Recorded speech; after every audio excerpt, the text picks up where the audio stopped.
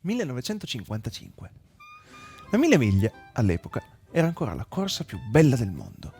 Da Brescia a Roma e ritorno, 1592 km da percorrere su strade normalmente aperte al pubblico, con buche, personellati della carreggiata, binari dei tram nelle città.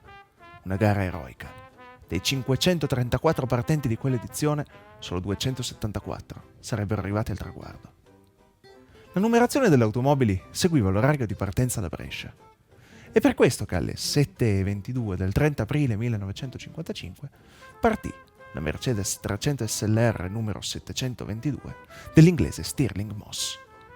Lo chiamavano Re senza corona, oppure l'Eterno Secondo, tutti soprannomi che si dovevano al fatto che in carriera vinse 16 Gran Premi di Formula 1 senza mai ottenere il mondiale, nessuno come lui. Un dato questo però che non sminuiva né le sue immense qualità al volante né tantomeno il suo coraggio. I rettilinei sono quei tratti noiosi che uniscono due curve, era il suo motto. In quell'edizione 1955 gli occhi erano puntati sulle due case che in quei tempi facevano un po' il bello e il cattivo tempo nelle competizioni, ovvero la Ferrari e la Mercedes.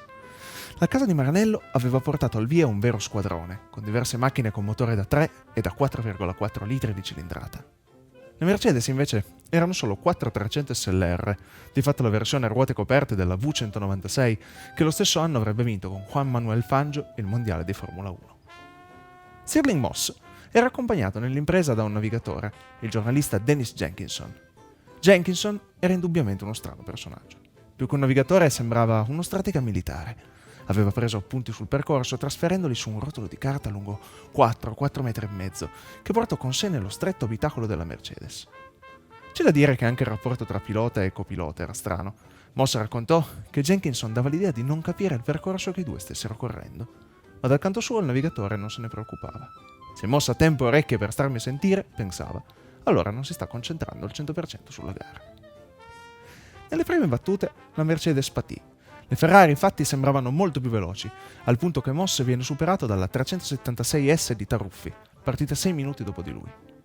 A Verona a guidare le classifiche è Marzotto, sempre su Ferrari 376S, che conduce la corsa a 198 km/h di velocità media. A Ravenna, cambio della guardia. A guidare la gara infatti è Castellotti, sempre su Ferrari 735 LM però, a una media di 192 km/h. Dietro intanto Moss macina chilometri e lo fa a una velocità e a una costanza disumane. Percorre il tratto da Brescia a Pescara a 190 km/h di media, una follia.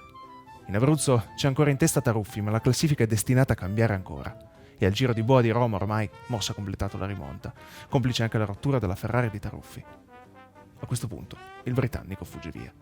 Alle spalle prova a tallonarlo il compagno di squadra Fangio con l'SLR numero 658, ma neanche l'asso argentino può nulla. Stirling Moss taglia il traguardo di Brescia con un tempo di 10 ore, 7 minuti e 48 secondi, a una media di 157,65 km/h. Record assoluto, con più di mezz'ora di vantaggio su Fangio. Un'impresa questa che non sarà ripetuta. 2 anni dopo, infatti, l'incidente dello spagnolo della Ferrari, Alfonso de Portago, che causerà la morte del pilota, del copilota e di 9 spettatori, 5 dei quali bambini, farà calare per sempre il sipario sulla corsa più bella del mondo. Eppure, al traguardo di Brescia, il britannico non era ancora stanco. Con la faccia sporca e il segno degli occhialoni ancora ben visibile, ritira la coppa, si rimette al volante e guida fino a Stoccarda per partecipare a un vertice in casa Mercedes. Per tutta la vita, Moss ha continuato a sostenere che nulla è più emozionante insieme e terrificante della 1000 miglia. Una corsa unica, dove non si può sbagliare e non si può essere stanchi.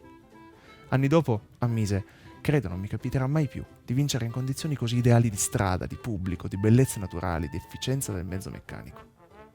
Stirling Moss si è spento 90enne a Londra il 12 aprile 2020. Con lui se ne va uno degli ultimi testimoni di un'età eroica della storia dell'automobilismo. Passato alla storia come il Re senza corona, l'Eterno Secondo, ma soprattutto per quel numero, il 722, che era stato capace di far correre più di chiunque altro.